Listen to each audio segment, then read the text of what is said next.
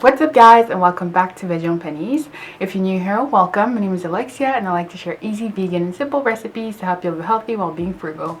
So as you can tell by the title of this video, today marks the day I've been vegan for 5 years. So I turned vegan on May 21st, 2015. So it's been exactly 5 years. This video is probably gonna go maybe a couple days or a week after this, so it's not gonna be really synchronized, but you get the idea. So I thought I would go ahead and film I went vegan for that amount of time, and this is what happened. So I thought I would go ahead and film my insight on this lifestyle now that I've been living it for like the past 5 years. So I went vegan 5 years ago for primarily for ethical reasons, but then I also learned about, you know, environmental reasons and health reasons, so that's awesome as well. But yeah, I've been vegan for the past 5 years, so I thought I would go ahead and tell you what has happened, the good and the bad as well. So let's start with the pros.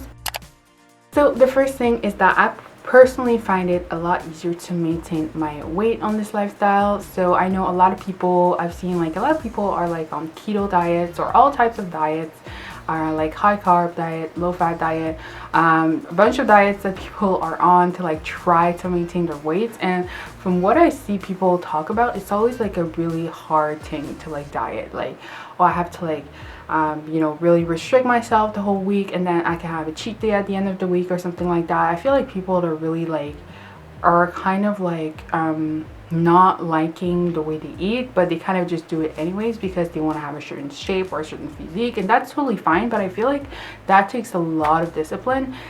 But I feel like when you're in a lifestyle where you're like, okay, I eat fruits, veggies, nuts, and seeds, then it's a lot, and starches, of course, then it's a lot easier to like, you know that, you know, you're not following a specific diet, it's just your lifestyle. So naturally on a vegan diet, of course, you're going to eat less calorically dense food because fruits and vegetables are really low calorie dense. That means that you do need to eat a high volume, but that means you can pretty much eat more and not necessarily gain a lot of weight. Like, and I know that you can totally be a junk food vegan and eat like really junk foodie, but I feel like for most people, especially if you're trying to save money, you're not really gonna go for like all the vegan alternatives and all the Beyond Meat burgers and all of that stuff. So you're probably just gonna be sticking to whole foods naturally, unless you're like burning through cash like all the time and stuff like that. So that's definitely a pro, that you don't necessarily have to watch what you're eating that much, unless you have like a specific goal that you want to build muscle or you want to build a certain part of your body.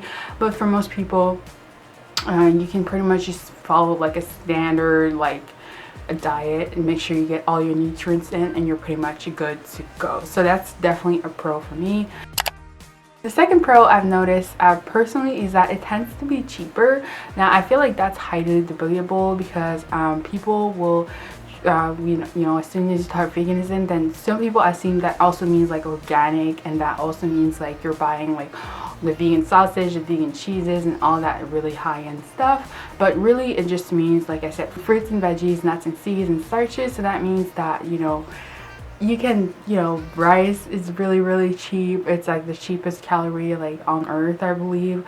Bananas are like the cheapest fruits out there. So and obviously anything that's like canned goods or like dried goods, even like dried beans and dried pasta, are like the cheapest foods you can buy. I personally think that it can be as expensive as you want or as cheap as you want. Like, I know for myself, when I lived in an apartment, I would personally spend about $40 a week on groceries, to about $160 a month just on food.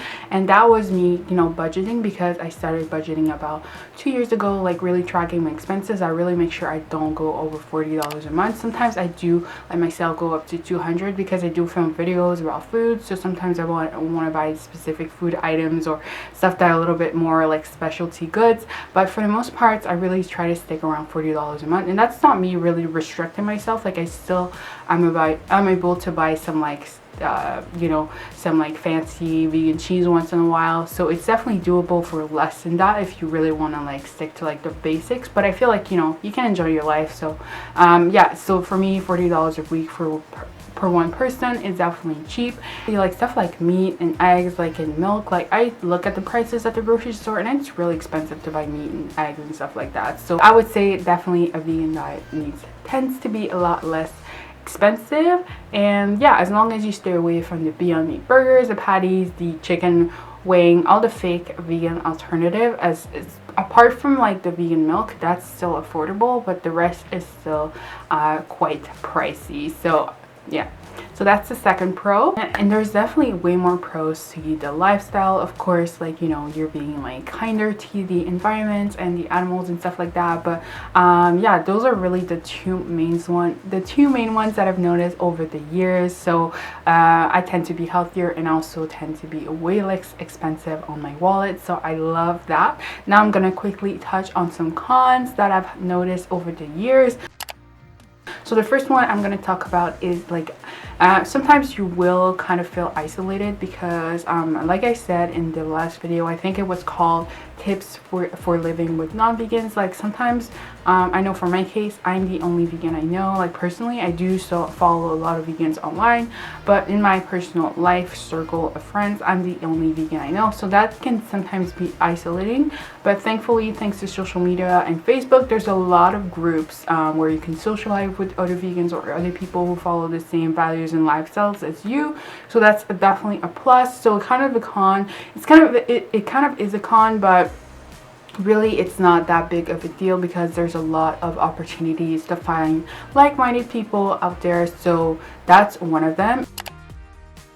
And then the second one is that it can be hard depending on where you live to like eat out. So if you are just a homebody or someone who stays at home all the time like myself, it doesn't really bother me, and I'm not a fan of like spending money at restaurants. I'd rather be inside eating for cheap, being frugal, and like, you know, saving my money. But of course sometimes you want to be a little bit more you know, extra, maybe have some friends over, you want to go out and stuff like that, and it can be hard to like find really good vegan options. And I'm not just talking about salad and fries, because that's going to be, you know, the main basic option that pretty much all vegans are gonna have. If you go to a restaurant that has nothing, you can always usually stick with a garden salad or like some french fries. But if you're really trying to enjoy the food with everyone else, it can be sometimes hard depending on where you live. So I personally live between Ottawa and Montreal, and both cities are pretty vegan friendly.